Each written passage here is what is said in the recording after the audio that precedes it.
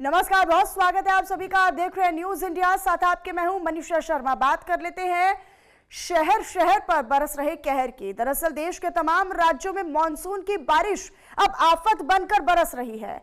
पूर्व से लेकर पश्चिम तक और उत्तर से लेकर दक्षिण तक सैलाब अपना कहर बरपा रहा है। बारिश का सिलसिला जो थमने का नाम नहीं ले रहा। जोरदार बारिश से कई शहरों में बाढ़ जैसे भी हालात हैं। सड़कें लबालब तब्दील हो चुकी हैं, तालाब में तब्दील हो चुकी है और लोगों के घरों में भी पानी भर चुका है। बारिश के बाद नदी नाले सब उफान पर हैं, जिससे हादसों का खतरा भी बढ़ गया है। हम आपको टीवी स्क्रीन पर देश के 6 बड़े शहरों की ये तस्वीर दिखा रहे हैं। मेरे आजू बाजू देखिए, ये तीन तस्वीरें आपको दिखा रहे हैं। अहमदाबाद से लेकर मुंबई तक, तो दिल्ली से लेकर बेंगलुरु तक, असम से लेकर अंबाला तक हालात कमोबेश एक जैसे बने हुए हैं। हर तरफ हर जगह बरसात ने जनजीवन को पूरी तरीके से प्रभावित किया हुआ है, अस्त व्यस्त किया हुआ है। ये तो मानसून की शुरुआत भर है। लोग ये सोचकर डर रहे हैं कि जब मानसून झमाझम बरसेगा, बारिश तेज होगी, तो ये बारिश उनका क्या हाल करेगी। अपने इस स्पेशल प्रोग्राम में हम देश के तमाम राज्यों में बारिश का हाल बताएंगे, साथ ही ये भी बताएंगे कि आने वाले दिनों में मौसम का मिजाज आखिर क्या रहने वाला है। तो चलिए फिर शुरू कर लेते हैं अपना ये खास कार्यक्रम इन्हीं तस्वीरों के साथ जो इस वक्त आप देख रहे हैं। अहमदाबाद, मुंबई, बेंगलुरु और इस तरफ आप देख रहे हैं दिल्ली, अंबाला और इसके अलावा जो असम की तस्वीर आप देख रहे हैं। ये 6 अलग अलग तस्वीरें इस बात की गवाही है कि कोई भी ऐसा राज्य अछूता नहीं है। पूरब से लेकर पश्चिम तक, उत्तर से लेकर दक्षिण तक कमोबेश एक जैसी स्थिति पूरे भारत में है, पूरे देश भर में है और व्यवस्था ही नहीं है।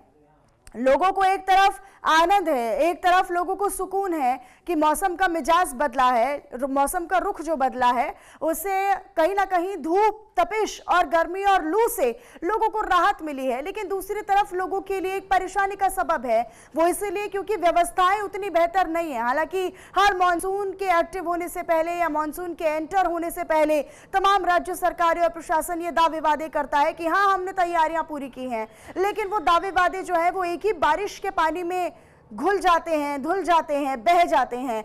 ये तस्वीरें हैं उन इलाकों की जो मेट्रो सिटीज भी कही जाती हैं। ये तस्वीरें हैं उन हाईटेक शहरों की जो आप देख रहे हैं। देश की राजधानी दिल्ली रहने लायक नहीं बल्कि ये बहती है। जब एक बारिश में बह जाए दिल्ली तो सवाल बाकी राज्यों पर भी खड़े होते हैं। हालांकि अच्छी बात यह है कि जल्द ही उत्तर प्रदेश में अब जो मानसून है वो दस्तक देगा। लेकिन ये देखिए, इसके अलावा गर्मी से राहत तो लोगों को मिलती हुई नजर आई है। लोगों को कुछ समय के लिए अब गर्मी से निजात मिली है। लोग जो है वो उमस भरी गर्मी से, धूप से, तपिश से, लू की चपेट से अब बचेंगे।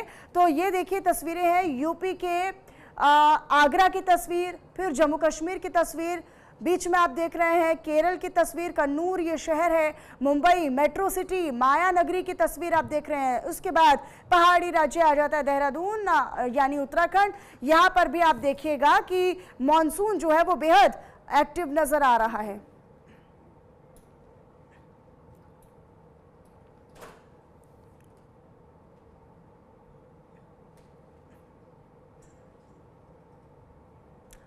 और बात इन तस्वीरों के बाद अब उत्तर प्रदेश की कर लेते हैं, क्योंकि यूपी में भी मानसून अब जल्द ही दस्तक देने वाला है। 24 घंटे में मानसून की यूपी में एंट्री संभव है। लोगों को भीषण गर्मी और लू की चपेट से राहत मिलेगी, तो मौसम विभाग ने इसको लेकर बाकायदा अलर्ट भी जारी किया है। 20 और 19 जून को भारी बारिश की संभावना है। कई जिलों में आईएमडी की ओर से ऑरेंज अलर्ट भी जारी किया गया है। तो उत्तर प्रदेश में, यूपी में मौसम का मिजाज एकदम से पलट गया है। मंगलवार की बात करें तो मंगलवार को प्रदेश के कई ऐसे हिस्से रहे जहां पर जमकर बरसात हुई, जिससे गर्मी में अब राहत मिली है और गर्मी और धूप की तपिश जो है वो अचानक से छूमंतर होने लगी है। 2 दिनों में गिरावट भी तापमान में दर्ज की गई है और इन सबके बीच अब मौसम विभाग ने गुड न्यूज दे दी है। इस बार समय से पहले ही मानसून उत्तर प्रदेश में यानी यूपी में दस्तक देने की संभावना है। 19 जून से मानसून एक्टिव हो रहा है, सक्रिय हो रहा है और आने वाले दिनों में प्रदेश के तमाम हिस्सों में गरज चमक के साथ झमाझम बरसात होगी। पूर्वी यूपी के साथ कई इलाके ऐसे हैं जहां पर भारी से अति भारी बारिश होने की चेतावनी जारी की गई है। यूपी के कई जिले ऐसे हैं जहां पर गरज चमक के साथ बरसात होने का येलो अलर्ट भी जारी किया गया है। तो ये अलग अलग जो आपको तस्वीर इससे पहले हमने दिखाई वो केरल की तस्वीर थी, यानी दक्षिण की तस्वीर थी, दिल्ली की तस्वीर थी। लेकिन अब जानकारी ये भी है कि यूपी में भी समय से पहले ही मॉनसून जो है वो एक्टिव होने की संभावना है।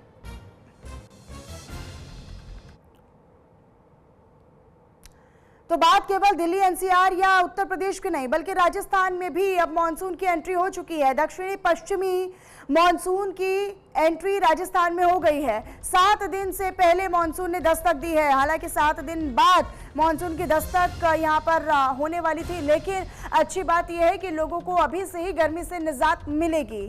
तो ये बड़ी जानकारी है। राजस्थान में अब मॉनसून की एंट्री हो गई है और चारों ओर बस पानी ही पानी नजर आएगा। चारों तरफ सिर्फ और सिर्फ अब जो जलमग्न तस्वीरें हैं वही सामने आएंगी, क्योंकि व्यवस्था तो इनको लेकर पहले ही से ही नहीं होती है। दावे वादे हर मॉनसून की एंट्री से पहले किए जाते हैं, लेकिन वो दावे वादे इसी बरसात में और हर बारिश में धुल जाते हैं। दक्षिणी पश्चिमी मॉनसून को की राजस्थान में एंट्री अब 7 दिन पहले ही मॉनसून ने यहाँ पर एंट्री दे दी है, दस्तक दे दी है। लिहाजा राजस्थान के लोगों को वहाँ की तेज गर्मी, तपिश और धूप से और लू की चपेट से राहत जरूर मिलने वाली है। लेकिन एक बड़ी चुनौती है ये शासन प्रशासन के लिए भी और तमाम विभागों के लिए भी कि वो अपनी तैयारियों को कैसे पुख्ता रखते हैं।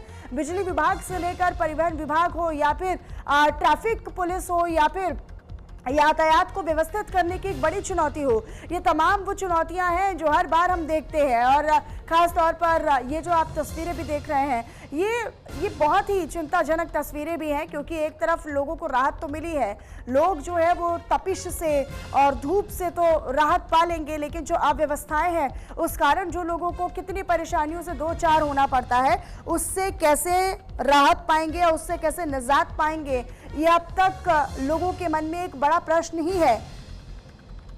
तो देखिए शहर शहर गांव गांव हर तरफ बस पानी ही पानी अब नजर आएगा और अगले कई दिनों तक ऐसी ही तस्वीरें बनी रहेंगी।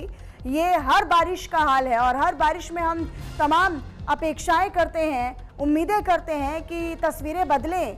अगर मौसम अच्छा है तो उसकी खुशी लोगों को हो, गर्मी से अगर राहत मिली है तो गर्मी से के अलावा व्यवस्थाएं भी उतनी दुरुस्त हो जिस मौसम का आनंद और लुत्फ लोग ले सके। लेकिन ये दुर्भाग्य है कि जो व्यवस्थाएं हैं वो होती नहीं हैं।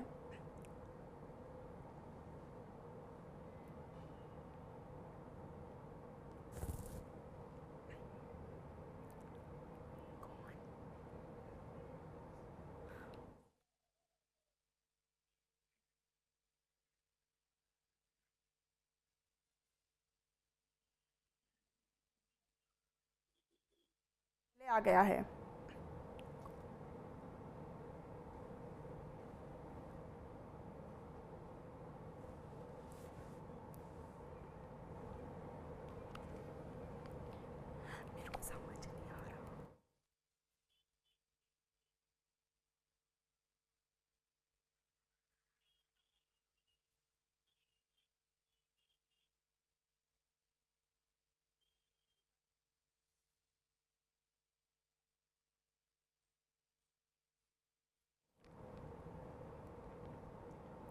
तो देखिए इसी पर तस्वीरों के साथ जानकारी के साथ अलग अलग जगहों से हमारे संवाददाता जुड़ रहे हैं। जसवीर सिंह संवाददाता गुजरात से हमारे साथ जुड़ रहे हैं, तो पंजाब से हमारे सहयोगी सबीर खान हमारे साथ जुड़ेंगे।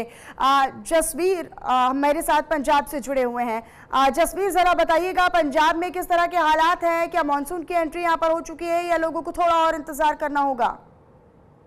मनीषा, यहाँ पे अभी मानसून आया नहीं, पर मानसून से पहले ही बरसातें पैनी शुरू हो गई है। और अगर हम पंजाब और हिमाचल की बात करें तो 2-3 दिन से बरसात पड़ रही है और अगले 7 दिन का येलो अलर्ट भी जारी किया है मौसम विभाग ने। अगर हम बात करें हिमाचल की तो हिमाचल में नदी और जो नाले हैं और थोड़ा सा उनका जलस्तर बढ़ गया है और लोगों को चेतावनी दी गई है कि जितने भी नजदीक के नदियां हैं उनसे दूर रहें। और क्योंकि आजकल छुट्टियां चल रही हैं, पर्यटक जितने भी है वो सारे मनाली और शिमले की तरफ पहुंच रहे हैं, पर जैसे ही नदी नालों का पानी का जलस्तर बढ़ रहा है तो वहां पे बार बार चेतावनी भी दी जा रही है और आने वाले दिनों में येलो अलर्ट तो जारी किए है मौसम विभाग ने। और जितने भी विभाग है, जैसे कह लो भी बिजली विभाग है या ट्रैफिक वाले हैं, इन सबने अपने अपनी कमर कस ली है, क्योंकि मानसून अपने समय से पहले ही पंजाब और हरियाणा और हिमाचल में दस्तक दे चुका है।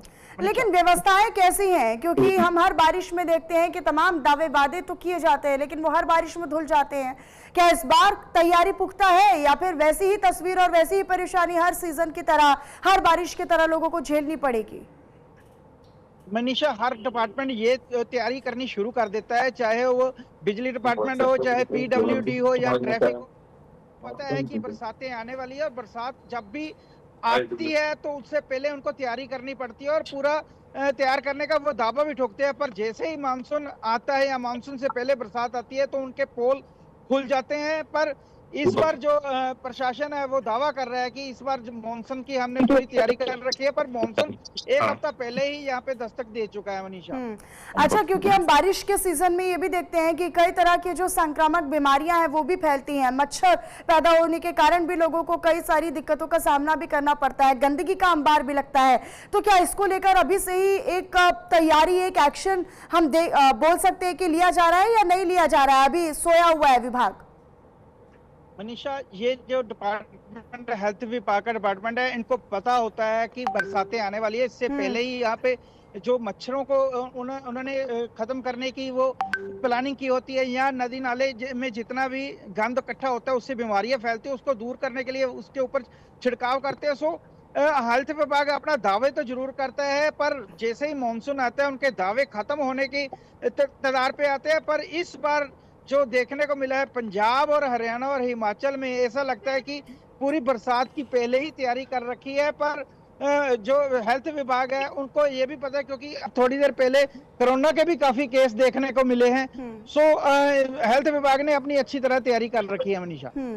अच्छा, लोग किस तरह से आनंद लेते हुए नजर आ रहे हैं? किन सावधानियों को बरतने की लोगों को जरूरत होगी? कुछ ऐसे इलाके जो संवेदनशील घोषित किए गए हों, कुछ ऐसे नदी नाले या फिर उसके आसपास के कई ऐसे इलाके जो कि संवेदनशील घोषित किए गए हों?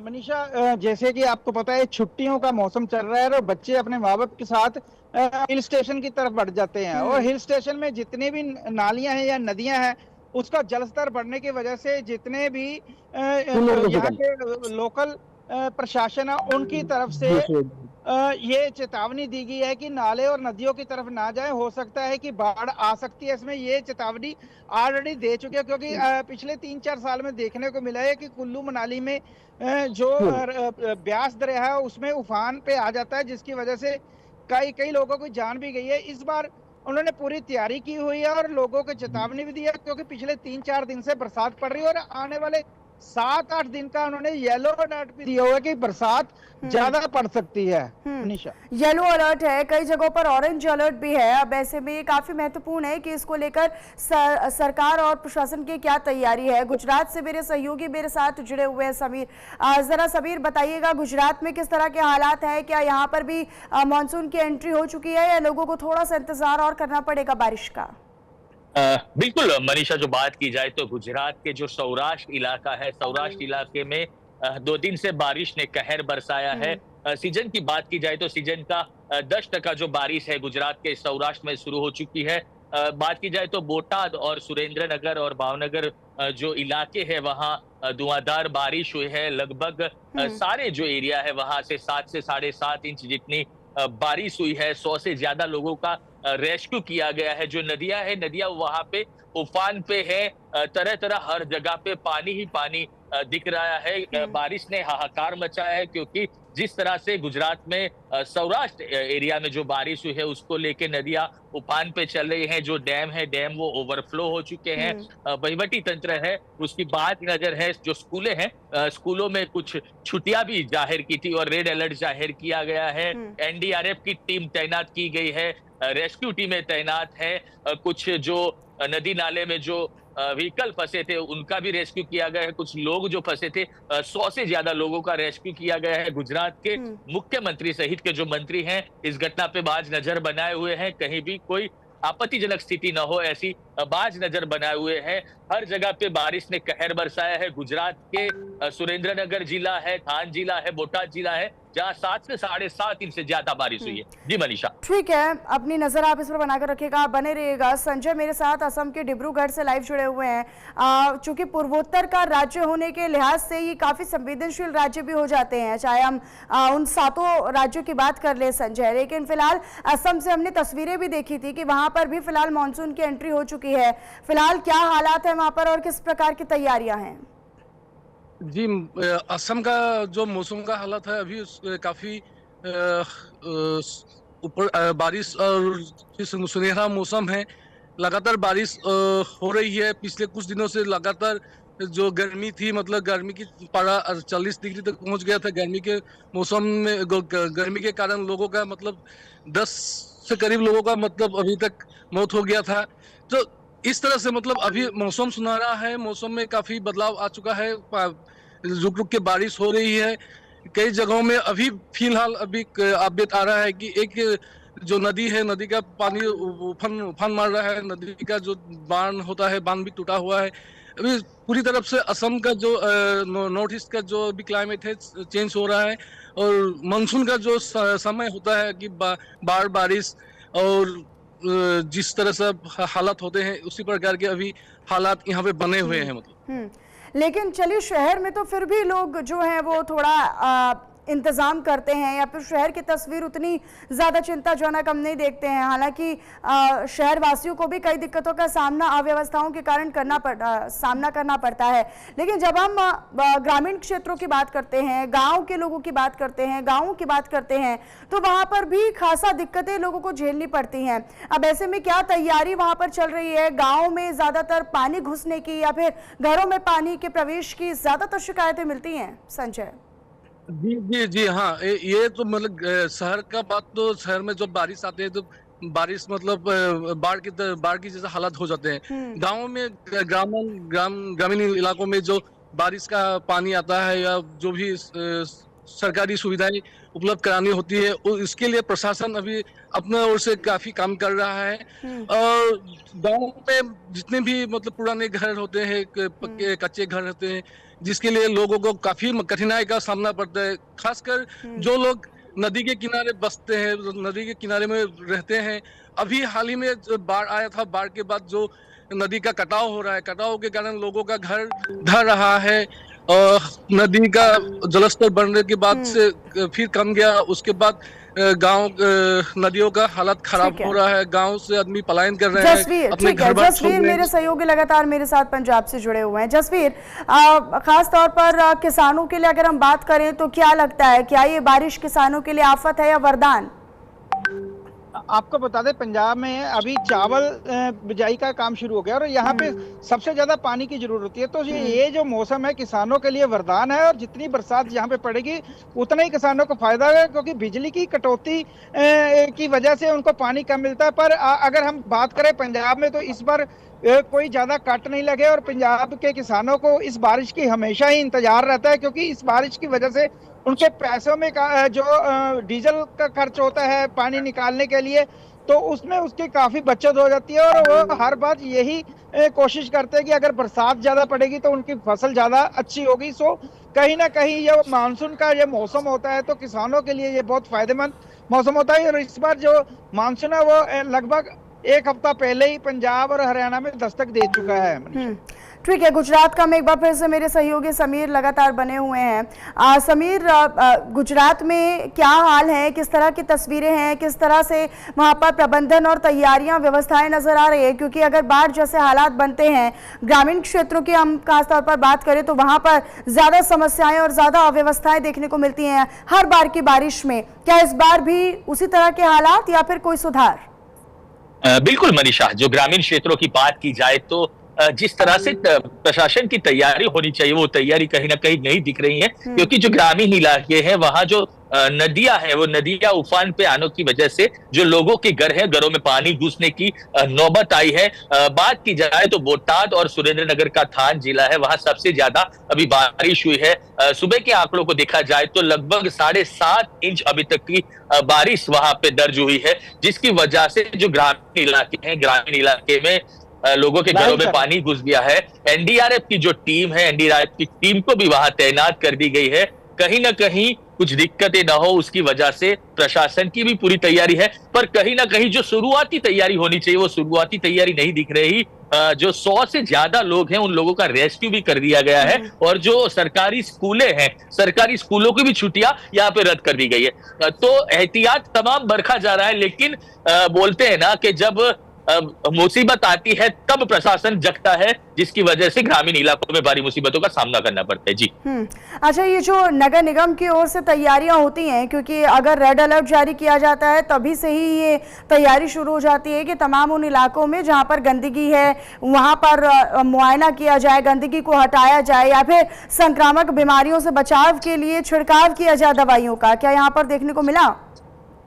बिल्कुल मनीषा, जो हालात बिगड़ने के बाद की जो परिस्थितियां है उस पे अभी सरकार की पूरी नजर है। जहां पे बारिश का पानी निकल जाने के बाद जहां कीचड़ होता है वहां से जो बीमारियां उत्पन्न होती है उस पे आरोग्य विभाग की जो टीम है उसकी भी बाज नजर है और नगर निगम के जो लोग हैं वो जो गंदगी है वो गंदगी साफ करने में लगे हैं। पर कहीं ना कहीं एक बात है कि जब शुरुआती तैयारी जो होनी चाहिए वो शुरुआती तैयारी कहीं ना कहीं नहीं होती है, जिसकी वजह से जो मासूम लोग हैं वो मासूम लोगों को इसका सामना करना पड़ता है। क्योंकि पानी आने के बाद जो बाढ़ की परिस्थिति और बाढ़ की परिस्थिति होने के बाद जो लोगों को मुसीबत होती है वो मुसीबतों को लोगों को भुगतनी पड़ती है, जिसकी प्रशासन शुरू से तैयारी कर रखे और शुरू से अलर्ट जाहिर करे, ऐसी लोग मांग कर रहे हैं। ठीक है, संजय का एक बार फिर से रुक कर लेते हैं। संजय, चूंकि असम या फिर वो तमाम पूर्वोत्तर के राज्य जहां पर हम ये बहुत बेहतर तरीके से समझते हैं कि भौगोलिक क्षेत्र या फिर मौसम के लिहाज से भी उतने वो संवेदनशील माने जाते हैं, और यहाँ पर तो व्यवस्थाएं करना दोगुना एक बड़ी चुनौती हो जाती है। क्या ये शासन प्रशासन के लिए, नगर निगम टीमों के लिए, प्रबंधन के लिए, विभागों के लिए एक बड़ी चुनौती नहीं है कि बिजली से संबंधित जो विभाग है वो अपनी तैयारियां पूरी करे? क्योंकि हम देखते हैं कि ज्यादातर जो करंट की चपेट में लोग आते हैं उनकी भी जाने जाती हैं, जो खंभे उखड़ते हैं उस कारण भी हाई टेंशन लाइन जो है वो टूट कर नीचे गिरते हैं, जिस कारण लोगों को कई दिक्कतों का सामना करना पड़ता है, जिंदगी पर बात बनाती है। जी इसके लिए असम का सभी प्रशासन, शासन प्रशासन तत्पर है। केंद्र सरकार से भी असम सरकार ने मदद की गुहार लगाई है कि इस मुकाबले को रोकने के लिए, मतलब इस चुनौती को रोकने के लिए केंद्र सरकार से भी सहायता की, मदद की मांग की है कि असम सरकार ने।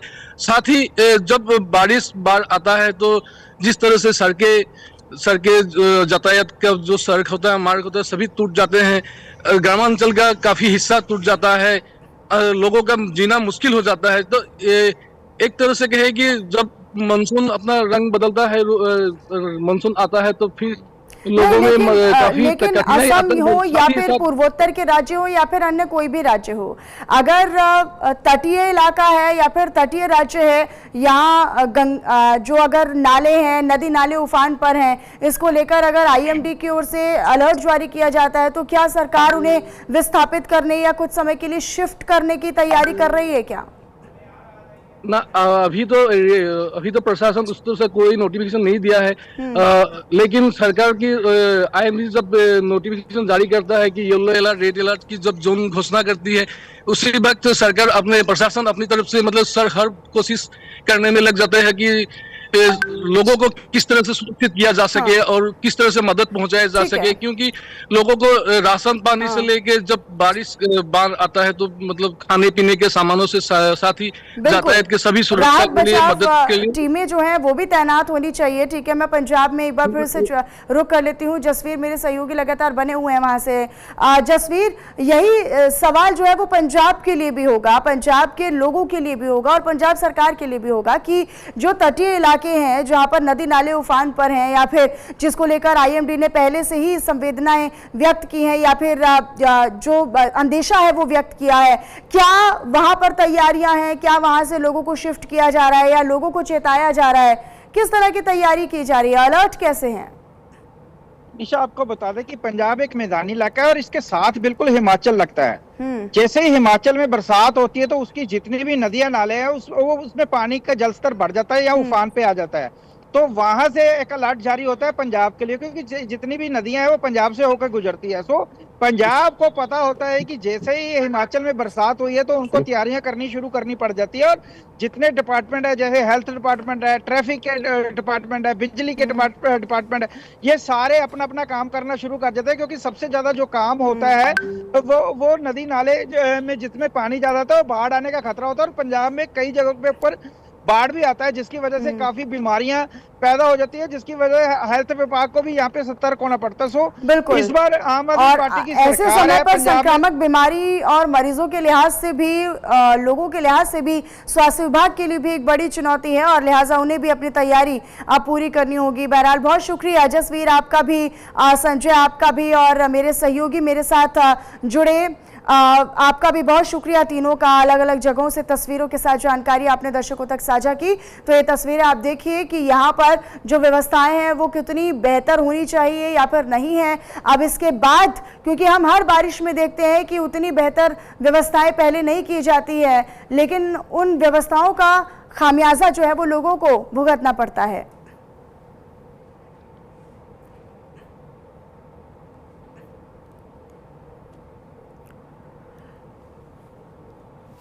केंद्रीय गृह मंत्रालय ने 2023 की बाढ़, भूस्खलन और बादल फटने की घटना के बाद हिमाचल प्रदेश के लिए 2006 करोड़ रुपए की पुनर्निर्माण योजना को मंजूरी दी है।